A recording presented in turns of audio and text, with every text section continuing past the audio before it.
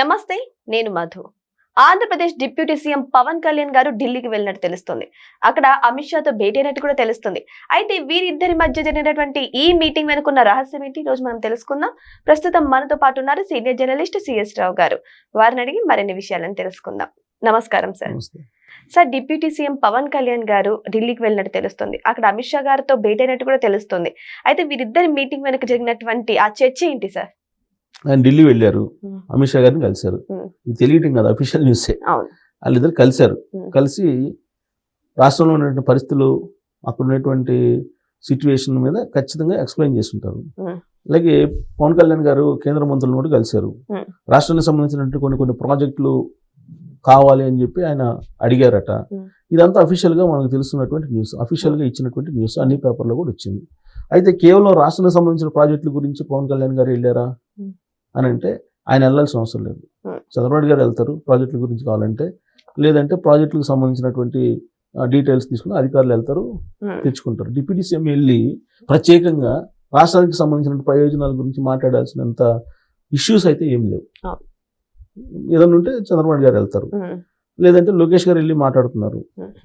ప్రత్యేకంగా పవన్ కళ్యాణ్ గారు వెళ్ళారు. పవన్ కళ్యాణ్ గారు అమిత్ షా గారిని కలిశారు. పైగా పోనీ ఆయన అన్నట్టు ప్రాజెక్టుల గురించి లేదంటే ఫండ్స్ గురించి అడగాలంటే ఎవరిని అడగాలి? ప్రధానమంత్రి నరేంద్ర మోడీ గారితో భేటీ కావాలి. ఈయన భేటీ అయింది ఎవరితో భేటీ అయ్యారు? అమిత్ షా గారితో భేటీ అయ్యారు. అంటే రాజకీయపరమైనటువంటి నిర్ణయాలు ఎప్పుడు కూడా బీజేపీలో అమిత్ షా గారి దగ్గరే జరుగుతుంటాయి. విధానపరమైన నిర్ణయాలు ఏదైతే ఉన్నాయో అవి ప్రధానమంత్రి నరేంద్ర మోడీ గారి దగ్గర జరుగుతుంటాయి. దీన్ని బట్టి అమిత్ షా గారి దగ్గరికి పవన్ కళ్యాణ్ గారు ఎందుకు వెళ్ళారు? రాజకీయపరమైనటువంటి నిర్ణయాలు ఏదో చర్చించడానికి వెళ్ళి ఉంటారు, అంతే కదా. వెరీ సింపుల్, అంతవరకు క్లారిటీ. మరి ఏం రాజకీయపరమైనటువంటి అంశాలు చర్చించుంటారు పవన్ కళ్యాణ్ గారు అని అంటే, రాష్ట్రంలో ఇప్పుడు రాజ్యసభకు సంబంధించినటువంటి రాజ్యసభ ఎంపిక జరగబోతుంది రాబోయేటువంటి నెలలో. సో 4 రాజ్యసభ సీట్లు ఖాళీ అవుతున్నాయి. ఈ 4 రాజ్యసభ సీట్లకి ఎవరెవరిని ఎంపిక చేయాలి అనే దాని మీద కసరత్తు జరుగుతుంది, ముందు నుంచి జరుగుతుంది. జనరల్గా మనకి రాజ్యసభ ఖాళీ అవుతుంది అనగానే 2 నెలల ముందు నుంచే రకరకాలుగా ఈక్వేషన్స్ ఫిక్స్ చేసుకుంటారు, ఇవన్నీ జరుగుతాయి. అయితే ఇప్పుడు ఏంటంటే ఖాళీ అవుతున్నటువంటి 4లో 2 బీజేపీ కావాలని చెప్పి అడుగుతుంది అనేది ఒకటి.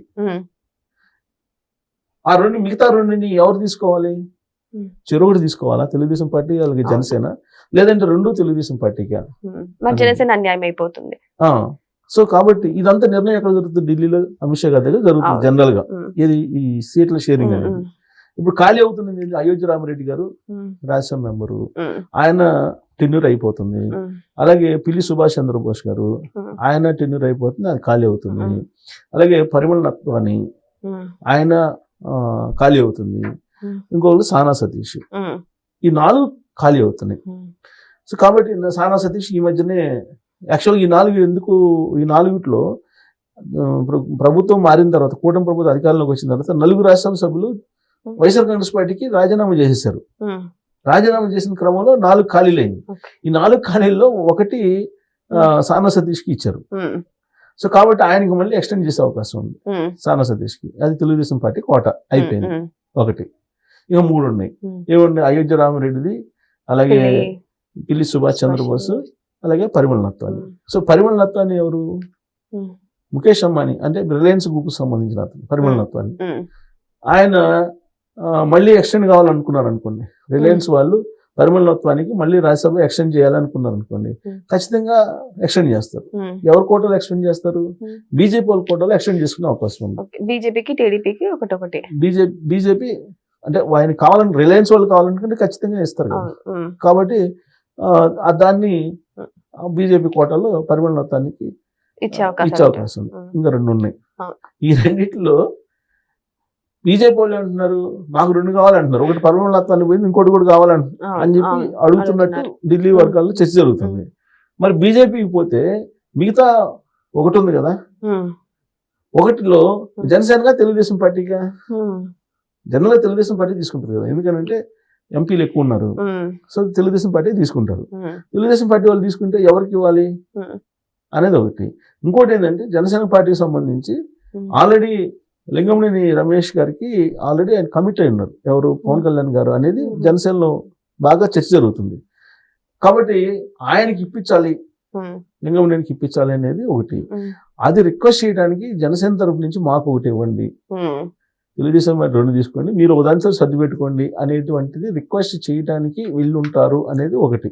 ఇది పొలిటికల్ గా ఇదే జరుగుతుంది. ఇప్పుడు ఎంపిక అనేది అది చాలా టఫ్. ఎందుకంటే ఉండేది 4 రాజ్యసభలు ఖాళీ అయినాయి. ఈ 4 రాజ్యసభల్లో ఉండేది కూటమి 3 పార్టీలు ఉన్నాయి. 3 బలమైనటువంటి పార్టీ తెలుగుదేశం పార్టీ. తెలుగుదేశం పార్టీకి మరి అసలు 3 పోవాలి కదా, ఆడ బీజేపీకి ఏం బలం లేదు. సో కాబట్టి కానీ 2 మాకు ఇచ్చేసేయండి అన్నట్టుగా బీజేపీ వాళ్ళు చెప్పారనేది. దీనికి సంబంధించి పవన్ కళ్యాణ్ గారు మాట్లాడుకోవడానికి అంటే జనసేనకు ఒకటి ఇస్తే మీరు ఒకటి దానితో సర్ది పెట్టుకోండి అని చెప్పి బీజేపీకి రిక్వెస్ట్ చేయడానికి వెళ్ళారు అనేది ఒకటి వినిపిస్తుంది. సార్ ఆల్రెడీ ఇక్కడ 4 సీట్లు ఉన్నాయి. ఒకవేళ ఇద్దరు కొనసాగితే కొనసాగచ్చు మేబీ. మరి ఒకవేళ వాళ్ళు కూడా వద్దు అనుకుంటే మరి ఎవరున్నారు సార్ ఆశావాహుల్లో 4 సీట్లకి? ఇప్పుడు ఆల్రెడీ 2 అయితే కన్ఫర్మ్ అవుతాయి. ఒకటి సానా సతీష్ తెలుగుదేశం పార్టీ తరఫున కన్ఫర్మ్ అవుతుంది, కంటిన్యూ అవుతారు. కాబట్టి టెన్యూర్ మనకు తక్కువ టెన్యూరే కాబట్టి మళ్ళీ కంటిన్యూ అయ్యే అవకాశం ఉంది. అలాగే పరిమళ నత్వానికి బీజేపీ వాళ్ళు ఎక్స్టెండ్ చేసే అవకాశాలు లేకపోలేదు. ఇంకా 2 ఉన్నాయి. ఇప్పుడు ఈ రెండిట్లో వాళ్ళిద్దరినేమి వాళ్ళు వైఎస్ఆర్ కాంగ్రెస్ పార్టీ ఎవరు అయోధ్య రామిరెడ్డి అను పిల్లి సుభాష్ చంద్రబోస్. కాబట్టి వీళ్ళిద్దరు ప్లేస్ లో ఇద్దరిని సెలెక్ట్ చేస్తారు. ఈ ఇద్దరులో ఒకవేళ సెలెక్ట్ చేస్తే లింగంనేని సెలెక్ట్ చేయాలి అనేది జనసేన కోటాలో లింగంనేని పెట్టుకోవాలని. సో కాబట్టి ఇంకొకటి ఉంటుంది. ఈ ఒకటి బీజేపీగా తెలుగుదేశం పార్టీగా ఇది కదా ఇష్యూ. సో తెలుగుదేశం పార్టీకి ఇచ్చారనుకోండి, తెలుగుదేశం పార్టీకి ఇస్తే అనేక మంది ఉన్నారు పోటీలో. గల్లా జయదేవ్ ఉన్నారు. ఎందుకంటే Galla Jayadev already last time Jaganmohan Reddy గారు పెట్టిన ఇబ్బందుల కారణంగా రాజకీయాల నుంచి నేను 5 వెళ్ళిపోతున్నానని చెప్పారు. చెప్పినటువంటి క్రమంలో ఆయన ప్లేస్ లో పెమ్మసాని చంద్రశేఖర్ గారు వచ్చి పోటీ చేశారు గుంటూరులో. ఆయన ఎంపీగా గెలిచి మినిస్టర్ అయ్యారు. ఇప్పుడు ఆయన రాజకీయంగా నేను నష్టపోయాను అనేటువంటి భావనలో ఉండి ఈ మధ్య కాలంలో తెలుగుదేశం పార్టీలో మళ్ళీ టచ్ లో ఉన్నారని చెప్పి తెలుస్తుంది. ఇన్ కేసు ఆయన్ని పరిగణలో తీసుకుంటే కనుక ఆయన పేరు పరిశీలించేటువంటి అవకాశం ఉంది. లేదంటే ఆల్రెడీ ఇప్పుడు ఇక్కడ తెలుగుదేశం పార్టీకి సంబంధించినటువంటి వాళ్ళు చాలా మంది ఉన్నారు ఆస్పిరెంట్స్. ఇప్పుడు టీడీ జనార్దన్ గారు ఉన్నారు. ఆయన ఎప్పటి నుంచో తెలుగుదేశం పార్టీ ఆఫీస్ కార్యదర్శిగా చేసి ఇవాళ ఎన్టీఆర్ లిటరసీకి సంబంధించినటువంటి కార్యక్రమాలు చేస్తున్నారు. తెలుగుదేశం పార్టీలో ఫస్ట్ నుంచి ఉన్నారు ఆయన. అనేక ఆటుపోట్లు ఎన్ని వచ్చినప్పటికీ కూడా ఆయన పార్టీలోనే ఉంటూ పార్టీని సమన్వయం చేసుకుంటూ రకరకాల ఇబ్బందులు ఉన్నప్పటికీ కూడా అక్కడే ఉండి పార్టీకే కట్టుబడి ఉన్నారు. ఎమ్మెల్సీగా చేశారు, ఇప్పుడు అయిపోయింది. ఇప్పుడు రాజ్యసభ కోసం ఆయన ప్రయత్నం చేస్తున్నారు. సో అలాగే యనమల రామకృష్ణ గారు ఉన్నారు. యనమల రామకృష్ణ గారు ఆల్రెడీ నాకు గవర్నరా లేకపోతే రాజ్యసభ అని చెప్పి ఆయన అంటున్నారు. సో ఇలా అనేక మంది సీనియర్స్ ఆస్పిరెంట్స్ ఉన్నారు తెలుగుదేశం పార్టీలో, బోలెంత మంది ఉన్నారు ఆస్పిరెంట్స్. సో వీళ్ళెవరు కాకుండా ఏమైనా ఇండస్ట్రియలిస్టులకు ఎవరైనా ఇస్తారా? ఇప్పుడు చెప్పలేము. అది కూడా ఇప్పుడు ఎన్ఆర్ఐ కోటాలో ఎవరికైనా ఇచ్చే ఆలోచన ఏమైనా ఉందా? ఇప్పుడు ఇవన్నీ కాదు, నేనే తీసుకుంటున్నానని చెప్పి బీజేపీ వాళ్ళు చెప్పారు అనుకోండి. బీజేపీ వాళ్ళు వాళ్ళ ఈక్వేషన్ డిఫరెంట్ గా ఉంటుంది. వాళ్ళు ఏదో వేరే రాష్ట్రం వాళ్ళకి ఇస్తారు. ఇప్పుడు కేంద్ర మంత్రి ఇప్పుడు క్యాబినెట్ షఫ్లింగ్ జరుగుతుంది. క్యాబినెట్ షఫ్లింగ్ జరిగినప్పుడు క్యాబినెట్ లో కనుక ఎవరినన్నా తీసుకోవాలనుకున్నారు అనుకోండి కొత్త వాళ్ళని క్యాబినెట్ లో, వాళ్ళకి రాజ్యసభ ఇచ్చే అవకాశం ఉంది. కాబట్టి వాళ్ళది మనం ఎక్స్పెక్ట్ చేయలేం. ఎందుకంటే వేరే రాష్ట్రాల వాళ్ళకి కూడా ఇస్తారు, ఆంధ్రప్రదేశ్ వాళ్ళకి ఇవ్వాలని లేదు. సో కాబట్టి యాక్చువల్ గా తెలుగుదేశం పార్టీ తీసుకుంటుంది. తెలుగుదేశం పార్టీ 2 రాజ్యసభ అయితే తీసుకుంటుంది. ఎందుకంటే మేజర్ పార్టీ కదా. తెలుగుదేశం పార్టీ కూటమి అక్కడ ఉండేది, ఎన్డీఏ కూటమి కాదు, తెలుగుదేశం పార్టీ కూటమి ఉంది ఆంధ్రప్రదేశ్ లో. కాబట్టి అది తెలుగుదేశం పార్టీ తీసుకుంటే కనుక కాంపిటీషన్ ఎక్కువ ఉంది. లేదు చంద్రబాబు గారిని రిక్వెస్ట్ చేశారు అనుకోండి అమిత్ షా గారు, ఒకవేళ ఇచ్చిన ఆశ్చర్యపోతుంది. రాష్ట్ర ప్రజలు నీకు ఇది తీసుకో, రాష్ట్రానికి ఏం కావాలో చెప్పి ఇచ్చేస్తానంటే చంద్రబాబు గారు ఇచ్చేస్తారు. కాబట్టి ఈ డిస్కషన్ మీద పవన్ కళ్యాణ్ గారు ఇల్లు ఉంటారేమో, లేదంటే జనసేనకి తీసుకుందాం. జనసేనకి తీసుకుంటే కనుక ఆల్మోస్ట్ లింగంనేని గారికి ఫైనల్ అవుతుంది. సో ఒకటి పర్సనల్ గా అది రిక్వెస్ట్ చేయడానికి వెళ్ళారు అనేది ఢిల్లీ వర్గాల్లో బాగా వినిపిస్తుంది. ఇది పవన్ కళ్యాణ్ గారు వెళ్ళడానికి కారణం. ఇంకో కొంచెం ఆ పార్టీ గురించి లేదా పవన్ కళ్యాణ్ గారి గురించి కొద్దిగా ఎక్కువగా పొలిటికల్ ఇన్స్టిలేషన్ చేసే వాళ్ళు ఏమంటారంటే కేంద్ర మంత్రి పదవి కోసం ఆల్రెడీ తీసుకోవాలనేటువంటి ప్రయత్నాలు ఏదో జరుగుతుంది. పవన్ కళ్యాణ్ గారిని అక్కడ తీసుకుంటారు, కేంద్ర మంత్రి చేసి ఆయన సౌత్ లో ప్రచారం చేయించుకునే దానికి ప్లాన్ చేస్తున్నారు రాబోయేటువంటి ఎలక్షన్ అనేది ఇంకొంతమంది చెబుతున్నారు. ఏదైనా సరే పొలిటికల్ ఇష్యూస్ మీద మాట్లాడటానికి మాత్రమే అమిత్ షా గారితో ఆయన భేటీ అయ్యారు అనేది మాత్రం మనం చెప్పొచ్చు.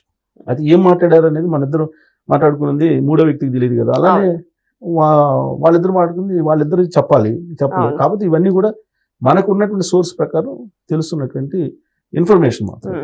సో ప్రధానంగా ఫస్ట్ ప్రయారిటీ తీసుకుంటే రాజ్యసభ సభ్యుల గురించి మాట్లాడటానికి వెళ్ళారు అనేది మనం పరిగణలో తీసుకోవచ్చు.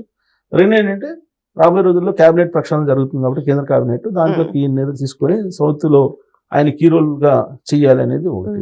సో ఈ అంశాలతో పాటు రాష్ట్రంలో ఉండేటువంటి పరిస్థితులు, కేసులు, కల్తీ నెయ్యి, అలాగే పరకాణి కేసు, లిక్కర్ కేసు, వీటి గురించి కూడా ఖచ్చితంగా ప్రస్తావన వచ్చి ఉండొచ్చు. సో ఏదేమైనా సరే అమిత్ షా ఇంకా పవన్ కళ్యాణ్ భేటీ వెనుక రకరకాల చర్చలు అయితే కొనసాగుతున్నాయి. మరి ఏంటనేది కూడా మనం వాళ్ళు అఫీషియల్ గా చెప్పే వరకు వెయిట్ చేసి చూడాల్సిందే. Thank you so much. Thank you.